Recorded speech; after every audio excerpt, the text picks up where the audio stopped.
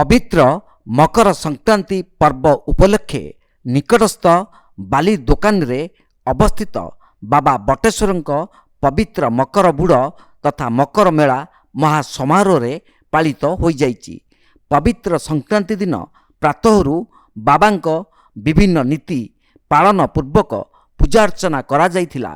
ନିକଟସ୍ଥ 6ଟି ଗ୍ରାମ ଗୋଧନପଡ଼ା, ଛଡ଼ାସିଂହ, କାକରପୁଟ, ରଇତି ସାହି, ଗୟଳ ଓ ଖନ୍ଦଳ ଗ୍ରାମର ଆରାଧ୍ୟ ଦେବ ସୁସଜ୍ଜିତ ବିମାନରେ ମହାଦେବଙ୍କ ପ୍ରାଙ୍ଗଣରେ ପହଞ୍ଚି ଯଥା ବିଧି ଅନୁଯାୟୀ ପୂଜା ଆରମ୍ଭ ହୋଇଥିଲା। ଅପରାହ୍ନରେ ମହାଦେବଙ୍କ ମକର ମିଳନ ନୀତି ଆୟୋଜିତ ହୋଇଥିଲା।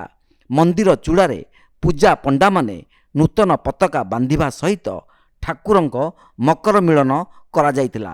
ମକର ଭୋଗ ହେବା ପରେ ଠାକୁରମାନେ ମନ୍ଦିର ପରିକ୍ରମା କରି ନିଜ ଆସ୍ଥାନକୁ ବିମାନ ଯୋଗେ ଫେରିଥିଲେ। ଶ୍ରଦ୍ଧାଳୁମାନଙ୍କୁ ମକର ଚାଉଳ ବଣ୍ଟନ କରାଯାଇଥିଲା। ଏହି ଅବସରରେ ମନ୍ଦିର ପରିସରରେ ମକର ମେଳା ମଧ୍ୟ ପଡ଼ିଥିଲା। ନିକଟସ୍ଥ 2ଟି ପଞ୍ଚାୟତର ହଜାର ହଜାର ଶ୍ରଦ୍ଧାଳୁ ବାବାଙ୍କ ଦର୍ଶନ ପାଇଁ ଆସିଥିବା ଦେଖିବାକୁ ମିଳିଥିଲା। ଏହି ମକର ଉତ୍ସବକୁ ଛଡ଼ାସିଂହର ବ୍ରାହ୍ମଣମାନେ ପରିଚାଳନା କରିଥିବା ବେଳେ ବାବା ବଟେଶ୍ୱର ମନ୍ଦିର ଉନ୍ନୟନ କମିଟି ପକ୍ଷରୁ ସହଯୋଗ କରାଯାଇଥିଲା। କୋଣାର୍କରୁ ଜ୍ଞାନରଞ୍ଜନ ବିଶ୍ୱାଳଙ୍କ ରିପୋର୍ଟ, ତୀର୍ଥକ୍ଷେତ୍ର ଲାଇଭ୍।